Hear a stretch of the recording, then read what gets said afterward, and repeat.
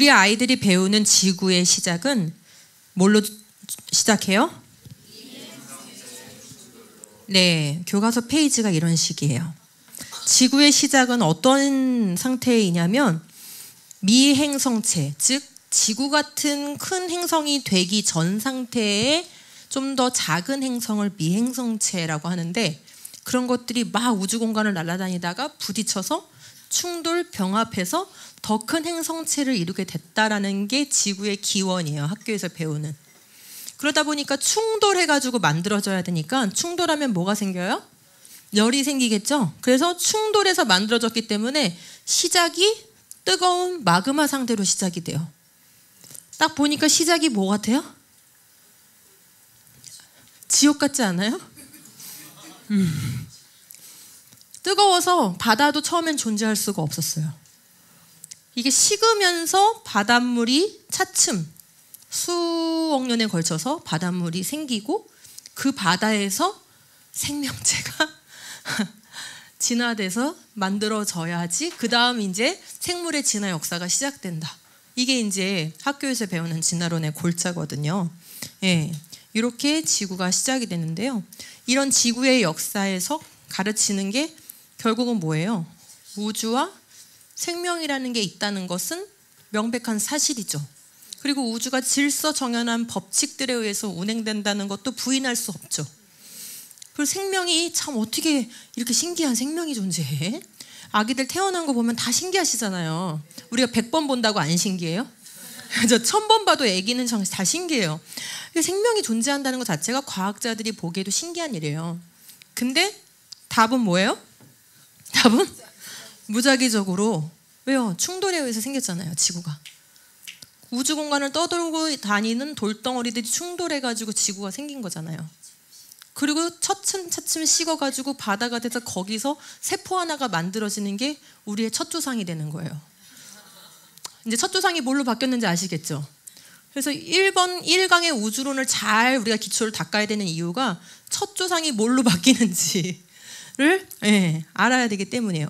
근데 그거에 비하면 성경이 가르치는 처음 시작은 어떤 것 같으세요? 처음 시작은? 마그마 뜨거운 막 아무도 생명체가 존재할 수 없는 그런 상태로 시작합니까? 예. 성경이 가르치는 처음 시작은 좋았더라. 너무 좋았더라. 심히 좋았더라. 엿새 동안 지구 모든 환경을 어떻게 해요? 완전하게 창조하신 거예요. 그리고 하나님이 보시기에 저는 미술을 못해도 좋은 작품을 보면 와 멋지다 그 말이 나와요. 여러분도 그러시죠? 근데 하나님이 보시기에 너무 좋다고 평가를 하신 거예요. 우주를 지어놓으시고. 그러니까 그 좋음의 그 경지는 우리가 감히 상상할 수가 없는 거예요. 그렇게 좋은 상태로 지구가 시작됐는데 뜨거운 벌벌 끓는 마그마 상태로 시작했다고 지구를 딱 교과서에 그려놓은 거예요. 저는 그런 거 하나하나가 다 반역이라고 생각해요. 그런 그림들이 인쇄돼서 아이들의 책상 앞에 착착착착 놓여진다는 것 자체가 이 시대 자체가 하나님을 반역하고 있는 거예요. 그 생각하면 정말 가슴이 벌렁벌렁 거려요. 이 아이들한테 뭘 넣어주느냐에 따라서 그 사람이 정해지는 거잖아요. 교육은 그래서 힘이 있는 거잖아요. 그렇죠? 그런데 이렇게 벌건 지옥 같은 지구를 그려놓고 이게 우리의 시작이야.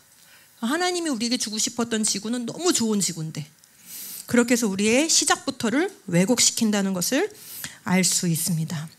밑에 내려가서 지구는 38쪽 밑에 달라 지구는 읽어볼게요. 지구는 성경에서 땅이라고 주로 번역되어 있습니다. 그렇죠? 그래서 태초에 하나님이 천지 그죠? 이 천지를 하고서는 그 다음 2절은 뭐라고 그래요? 땅이 혼돈하고 공허하며 이렇게 나오죠.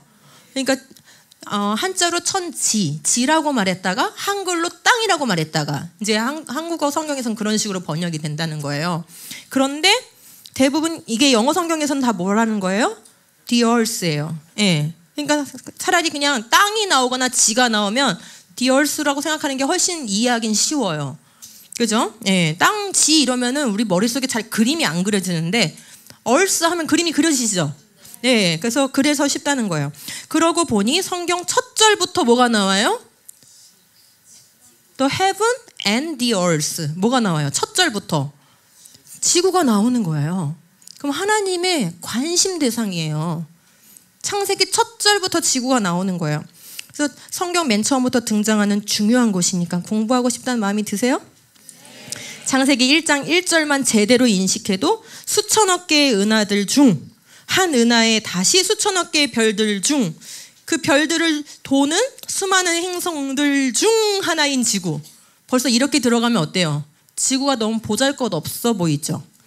그런 관점을 유도한단 말이에요. 수많은 은하들 중에, 은하들 안에 별들 중에, 별들 중에, 행성들 중에 보잘것없는 먼지 같은 지구, 이렇게 들어간다고요.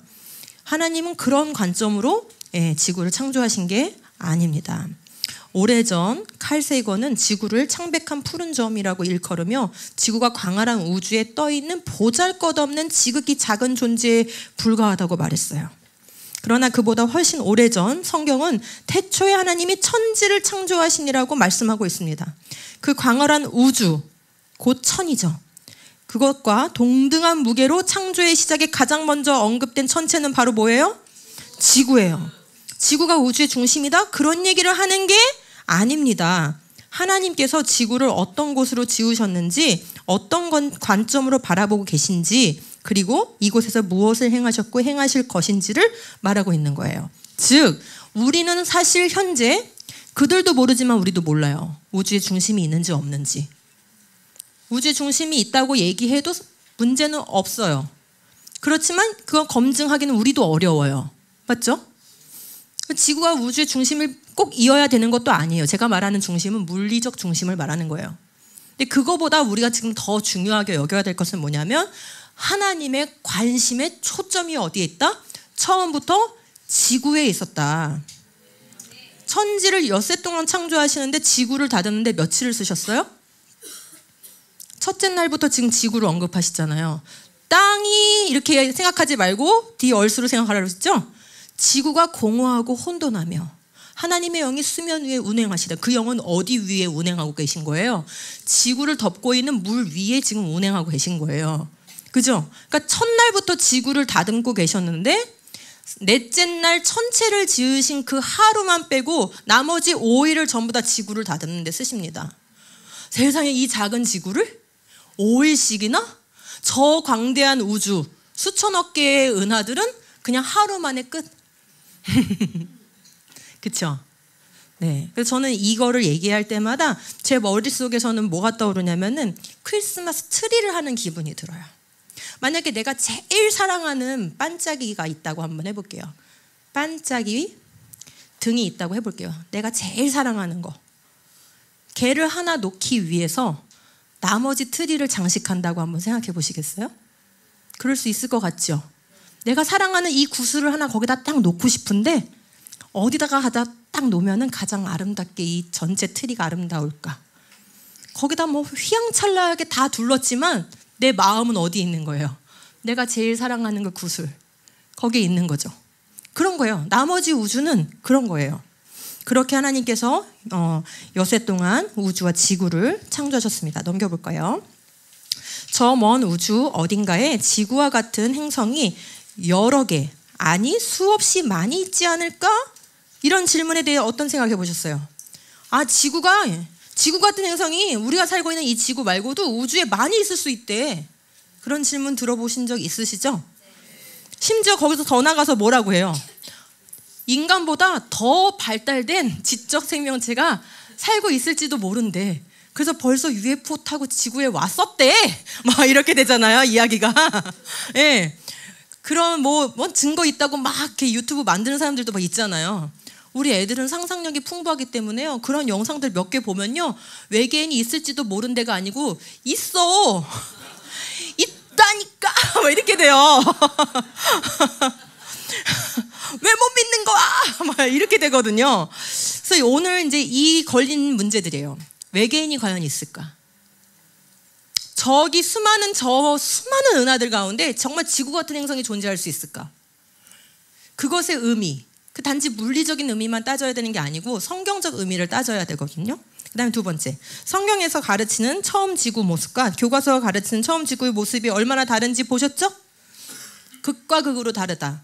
정말 완벽하게 좋은 지구로 시작한 게 성경의 지구의 역사인데, 세상의 역사는 어떤 생명체도 발붙일 수 없는 지옥과 같이 벌벌 끄는 마그마 생태로 처음 지구의 모습을 그리고 있다는 거예요.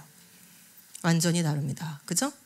네. 자, 그러면 오늘 왜 이 단원을 배워야 되는지 어느 정도 동기부여가 되셨을 거예요. 두 가지 크게 말씀드릴 건데, 1번 별과 행성의 기원에 대해서 진화론이 주장하는 거에 대해서 반박을 좀 해드리도록 하겠고요. 두 번째, 그럼 왜 지구가 특별한가? 이 특별한 지구에 대해서 한번 살펴보도록 하겠습니다. 첫 번째 1번 시작. 별과 행성의 기원. 그 첫 번째로 별이 스스로 만들어졌는가? 그 얘기 한번 해볼게요. 여러분, 별에 대한 지식이 많아요. 고대부터 천문학은 발달했고 별들을 인류는 계속 관찰해 왔습니다. 그래서 별에 대해서 우리가 아는 것도 많아요. 모르는 것도 많지만 아는 것도 많아요. 아까 우리 권사님이 질량을 어떻게 잽니까? 그죠? 가서 저울에다 올려본 게 아니잖아요.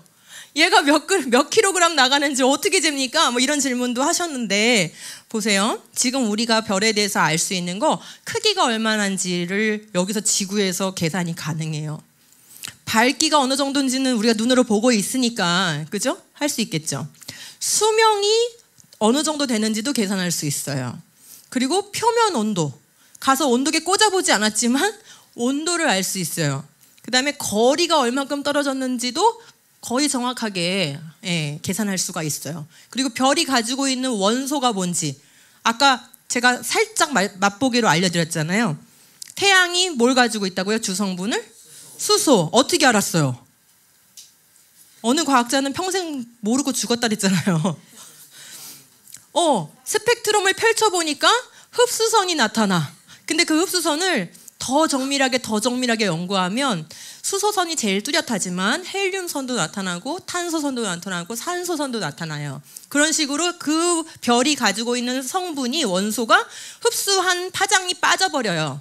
그걸 미세하게 분석을 하면은 어느 성분을 가지고 있는지도 우리가 파악을 할 수 있어요. 그래서 금속을 가지고 있는가, 어떤 금속을 가지고 있는가, 이런 것도 다 파악이 된다 이 말이에요. 자, 그러면 한번 메꿔보실게요. 첫 번째, 별의 밝기와 표면 온도를 이용해서 크기를 구할 수 있어요. 첫 번째, 크기. 그다음에 두 번째, 거리를 구하는 방법은 여러 가지예요.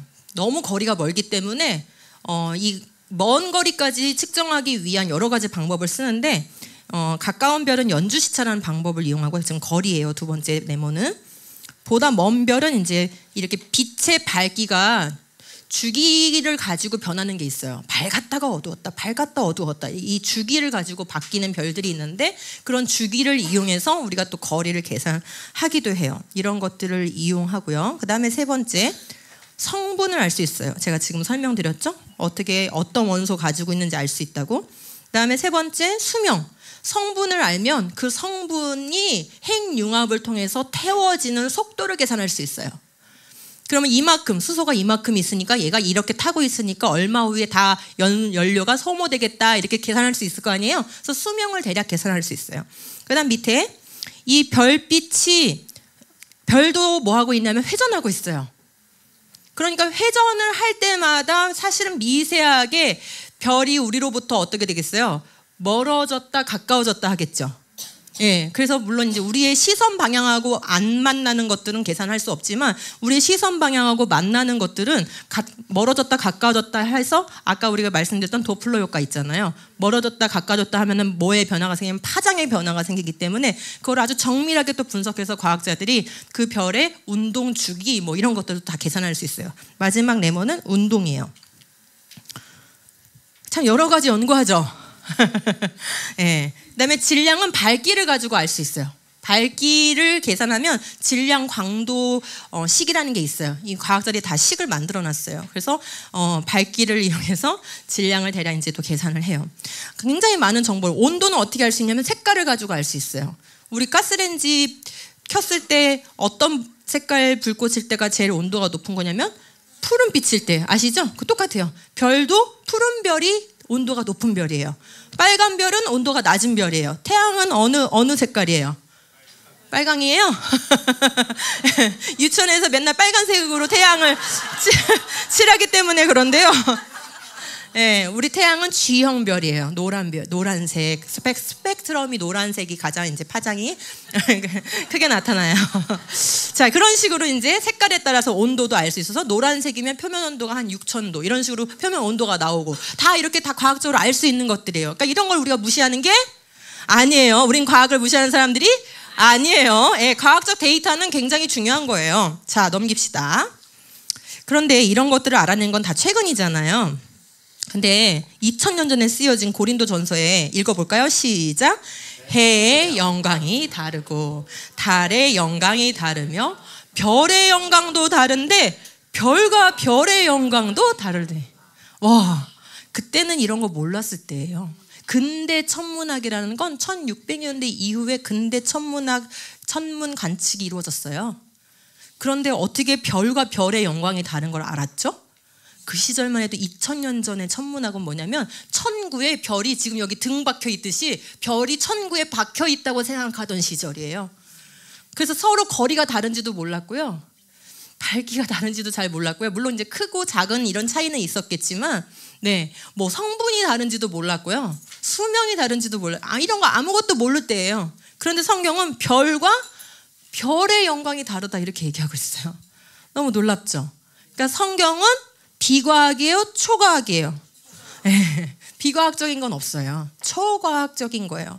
과학적 사실에 부합하면서도 과학을 앞서가요. 네.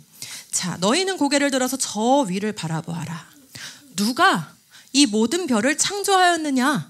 그분께서 뭐 하신대요? 천체를 수요를 세서 불러내신다는 거예요. 그는 능력이 많으시고 힘이 세셔서 하나하나 이름을 불러 나오게 하시니 하나도 빠지는 일이 없다고 얘기해요.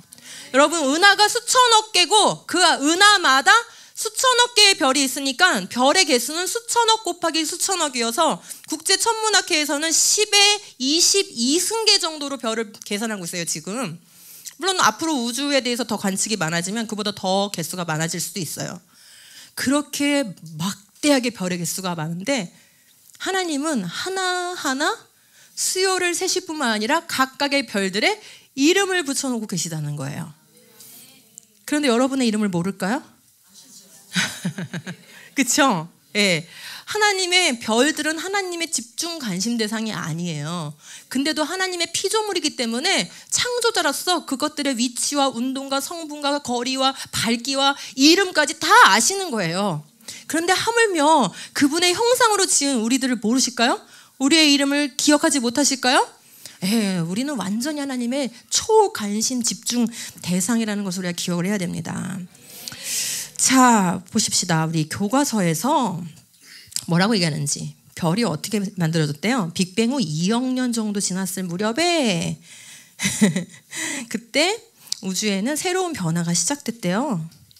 지금 동그라미 3번으로 넘어갔습니다. 43쪽. 빅뱅 후 2억 년 정도, 박스에 2억 년이에요. 이렇게 모인 입자들은 중력에 의해 한 곳으로 모이면서 지금 이제 우리가 1강을 배웠으니까 이제 말이 이제 통하거든요. 아까 이제 기억을 잘 하시는 분은 기억하실 수 있어요. 지금 별이 만들어진다고 얘기하고 있는 거잖아요. 근데 중력에 의해서 이 우주 공간에 있는 먼지들이 가운데로 모여들어서 커다랗게 질량을 뭉쳐야 별이 될 거 아니에요. 태양 같은 별도 지구가 100만 개가 들어가요. 엄청 크다는 거 아시겠죠? 그 정도의 질량을 모아내야 되니까 어마어마한 먼지들이 모여야 돼요. 가스들이 뭉쳐야 돼요. 그죠? 그러면은 그 가스들을 뭉치게 하는 끌어당기는 중력이 엄청나게 세야 되겠죠. 그래서 아까 빅뱅에서는 이걸 뭐라고 설명했더라요? 뭐가 있어야 돼요? 그 어마어마한 걸 끌어들일 수 있는 암흑물질이 있어야 된다고 얘기했죠? 암흑물질은 발견된 적도 없고 본 적도 없는데 그게 있어야만 이 어마어마한 가스들을 뭉쳐낼 수 있는 힘으로 작용하게 되는 거예요. 그러니까 암흑물질을 발견 못하면 별 하나가 어떻게 생기는지를 도저히 알 수가 없는 상황인 거죠. 그런데 교과서는 어떻게 해요? 그렇게 스스로 빛을 내는 별이 탄생했다라고 너무나 그럴듯하게 이렇게 가르치고 있는 거예요. 별이 정말로 먼지 가스가 모여가지고 뭉쳐져서 만들어졌는지 확인된 바가 없어요. 예. 근데 지금도 별이 탄생하고 있듯이 그렇게 설명하는 과학 기사가 너무 많이 나와요. 탄생하고 있는 별을 발견했다 막 이러면서 나온단 말이죠. 그게 얼마나 어려운 일인지 한번 살펴볼게요. 보세요. 이건 지금 가스들을 모형으로 표현한 거예요. 이 가스로 설명하면 조금 느낌이, 가스는 기체니까 조금 느낌이 어려우니까 제가 연기로 설명해 볼게요. 여기서 제가 모닥불을 피우고 나무를 이렇게 태워요. 그러면 이제 연기가 올라오겠죠. 연기는 이제 굳이 물리적으로 따지면 고체예요. 예, 기체가 아니라. 네, 기체는 안 보여요. 여러분 수증기가 기체예요. 여러분이 보이는 그 김 하면 보이는 거, 그거 기체예요, 액체예요? 액체예요. 예, 보이면 기체가 아니에요. 어쨌든 자, 그래서 연기를 피우면 연기는 고체예요. 근데 어쨌든 그거를 여기다가 한번 좀 대입을 해볼게요. 보이는 걸로 설명해 이해가 되시니까. 자, 연기가 올라갔어요. 막 하늘로 올라가더니 막 빙빙빙빙 돌더니 막 그 연기가 막 모이죠. 공중에서 막 뭉치는 거 보신 적 많죠? 어떠세요? 묻지 못하시면 이해가 안 된 거야 지금. 지금 과학자들이 설명하는 별의 기원을 그렇게 설명하는 거예요. 지구는 굉장히 공기가 많아요. 그렇죠? 그런데 우주 공간으로 나가면 공기가 희박해지다 못해 거의 진공 상태라고 얘기하는 거 아시죠? 그러면 자연의 법칙은 어떤 물질이 모여있는 곳에서 어떤 물질이 희박한 곳 쪽으로 흩어져요. 그걸 뭐라 하냐면 확산이라고 그래요. 맞죠? 여러분 향수를 왜 뿌려요? 뭉쳐있으면 왜 뿌려요? 나만 냄새를 맡을 수 있으면 향수가 아니죠? 왜 향수를 여기다 뿌렸는데 막 옆에 사람한테 막 냄새가 가요? 확산 때문에 가는 거예요. 그죠? 그러니까 기본적으로 이 기체는 모여있는 곳에서 덜 모여있는 쪽으로 확산이 되게 되어 있어요. 그러면 왜 기체끼리는 서로 중력이 작용 안 하나요? 작용해요. 그런데 중력은 질량이 커야지만 그 작용하는 힘이 의미가 있어요. 적어도 그 크기가 달 정도는 돼야 된단 말이에요. 도시 하나 정도 크기가 정도 되어야 그 중력이 얼마큼 작용하는지가 의미가 있는 거예요.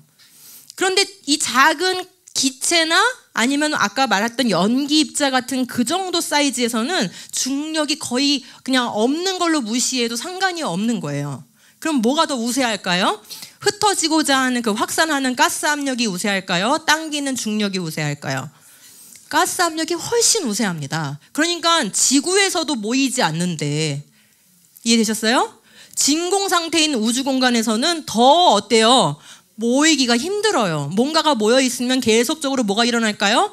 확산이 일어난다는 거예요. 그게 더 우세한 작용인 거예요. 자, 그래서 박스를 메꿔보면 첫 번째, 뭐보다 뭐가 훨씬? 중력보다 가스 압력이 훨씬 크다는 거죠. 그러니까 얘를 끌어들이려면은 어마어마한 힘이 필요한데 자연적으로는 안 된다 이 말이에요. 넘겨서 회전 속도가, 자, 그다음 회전 속도는 이제 설명을 들으시고 적읍시다. 여기 볼게요. 자, 그러면은 이제 모이는 게 얼마나 힘든지 이제 이해되셨죠? 그다음에 모인다고 한번 일단 쳐볼게요. 그러면은 저 멀리에 있었던 것이 안쪽으로 들어오면서 회전을 일으킨다고 얘기해요. 이게 진화론에서 얘기하는 거예요. 그럼 가스나 먼지 입자가 멀리 있다가 안으로 들어오면서 점점점 회전하면서 들어오면 각 운동량 보존의 법칙에 의해서 반지름이 점점 짧아지기 때문에 회전 속도는 점점점 빨라지게 돼 있어요. 그래서 피겨스케이트 선수가 팔을 벌렸다가 딱 오므리는 순간 회전 속도가 핑그르르 돌게 되는 거예요. 각 운동량 보존. 이거는 이제 피할 수 없는 자연의 법칙이에요. 자, 그러면은 회전 속도가 빨라지면은 뭐가 커질까요? 원심력이 커지죠. 세탁기 돌려봐서 아시잖아요. 그죠? 회전 속도가 빠를수록 바깥쪽으로 빠져나가려고 하는 원심력이 세지기 때문에 먼지나 가스 입자가 회전을 설사 한다 할지라도 회전하면서 어떻게 되겠어요? 바깥쪽으로 나가려고 하는 힘이 너무 세지기 때문에 뭉쳐지기가 힘들어요. 그러니까 이 모든 확산되는 그 가스 압력을 거꾸로 거슬려서 끌어당기고 회전할 때 원심력을 거꾸로 거슬려서 끌어당기려면 어마어마한 막대한 힘이 필요한 거죠. 근데 지금 자연에는 그런 힘이 찾은 게 없어요. 그래서 안 보이고 보이지도 않고 보여서도 안 되는 암흑물질이 필요한 거예요. 끌어당겨야 되는데, 뭉쳐야 되는데, 끌어당기는 힘은 필요한데 지금 자연 상태에서는 그런 게 보이는 게 관찰되는 게 없다. 즉 무슨 뜻이에요? 자연 과정으로는 별이 만들어질 수가 없다는 뜻이에요. 확인된 바가 없어요. 더 재밌는 얘기 해드려볼게요. 재밌죠? 과학이 이렇게 재밌으리라고 생각을 못 해보셨죠? 지금 이게 우리 아이들이 교과서에서 배우는 성운설이거든요. 별이 어떻게 만들어지느냐. 가스 먼지가 있다가 이게 밀집하게 되고 그 다음에 뭐 한다고요? 회전이 일어나다가 뭉쳐져서 커다란 덩어리가 뭉쳐지면 스스로 핵융합 반응을 하는 별이 된다가 이 별이 만들어지는 사이클이에요. 그러다가 이제 수명이 다 돼서 터지면 이 터진 것들이 다시 우주 공간에 먼지와 가스 상태로 있다가 다시 무슨 일이 있어가지고 이게 밀집된 구름이 되고 다시 이렇게 돌고 도는 이렇게 되는 거예요. 이게 별의 운명이에요. 자, 그런데 첫 번째 별이 만들어지려면은 어떤 일이 벌어져야 되는지를 한번 보시겠어요? 이 그림을 3초만 응시를 해보세요. 첫 번째 별이 만들어지려면 무슨 일이 있어야 되나? 누구세요? 대답하신 분? 아, 과학 선생님이세요? 아, 훌륭합니다. 잘 맞추셨어요. 보세요. 이 하나의 별이 나오기 위해서 이 차가운 가스 구름은 그냥 고요하게 계속 확산 중인 거예요. 근데 얘를 뭔가 갑자기 요동을 일으켜가지고 뭉쳐지게 하고 회전이 일어나게 하려면 뭔가 에너지가 필요하죠. 그 에너지를 전달해 주는 게 뭐냐면 옆에 있는 별의 폭발이에요. 옆에 있는 별이 팍 폭발해서 그 에너지가 훅 전달되면은 그 에너지를 받아서 얘가 요동을 일으켜가지고 구름이 밀집되면서 회전이 일어나기 시작한다라는 게 이 사람들의 말이에요. 그러면 최초의 별 하나가 만들어지려면 뭐 해야 돼요? 별이 하나가 터져야 돼요. 다 웃어야 되는데. 최초의 별이 있으려면 별이 폭발해야 돼. 그 별은 어디서 나온 별이에요? 그렇죠? 이렇게 참 무지막지한 이론을 우리는 마치 사실인 것처럼 배워왔다는 거죠. 저도 지구과학을 가르치는 교사였지만 가르칠 때까지 몰랐어요. 제가 창조를 작정하고 이걸 연구하면서 이 모든 내용들을 하나하나 정리해 가면서 스스로 너무 웃었어요. 진짜 스스로. 그러니까 이게 관점이 한번 박히면요, 너무 명백한 것도 잘 보이지가 않고 분별이 안 돼요. 그러니까 우리가 지금 얻고자 하는 건 어떤 지식이라기보다는 분별이거든요. 근데 너무 이건 상식적인 분별이잖아요. 근데 관점이 한번 뒤틀리면 아주 지극히 상식적이고 유치원생도 알아먹을 만한 얘기를 아무리 박사여도 못 알아듣는다 이 말이에요. 찾아내지 못한다 이 말이에요.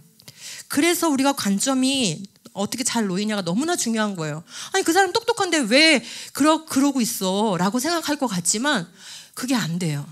분별력이 너무나 중요합니다. 여러분, 분별력이 지혜라는 거 알고 계시죠? 네, 자, 그래서 44쪽 맨 위에 회전 속도 쓰셨을 테고, 그 다음에 두 번째 박스에 보면은 기존 성운설에 의하면 어떤 방법으로 뭐 해야 돼요? 첫 번째 별의 탄생을 설명할 수가 없어요. 왜냐하면 하나의 별이 탄생하려면 반드시 다른 별의 폭발이 있어야 되기 때문이에요.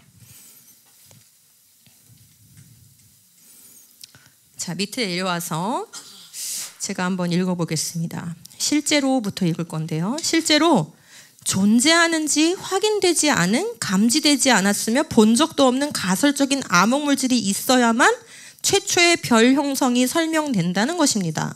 그러나 과학교과서는 별의 진화나 성운설을 가설로 다루지 않고 사실로 다룹니다. 거기에 한술 더 떠 단원 제목에 별에서 온 우리라는 말이 등장하고 인간을 생각하는 별먼지, 다 제가 교과서에서 따온 말입니다. 너는 생각하는 별먼지야 라고 부릅니다. 별의 진화 과정으로부터 인간의 존재 기원을 찾게 하는 것이 오늘날의 교육 현실입니다. 반면 별의 진화 과정이 미해결 난제라는 설명은 어디에도 없습니다. 이해되시겠죠? 자, 그래서 이분은 이제 창조과학자인데 아주 훌륭한 천체 물리학자예요. 이분이 암흑물질은 항성과 은하들의 형성의 결정적인 요인이다. 암흑물질이 없다면 항성과 은하들은 자연적 과정으로는 결코 형성되지 않는다. 그러니까 암흑물질을 못 찾으면 결국 은하와 별들 그 어떤 것도 설명을 못하는 게 현재 우주론의 현실이다라는 겁니다. 만일 우리 우주에 암흑물질이 없었다면 어떻게 될까? 아까 보셨죠? 예, 이런 거 다 못 만든다는 거예요. 네, 그래서 이 사람들이 암흑물질을 발견하려고 엄청난 돈을 쏟아붓고 있어요, 지금도.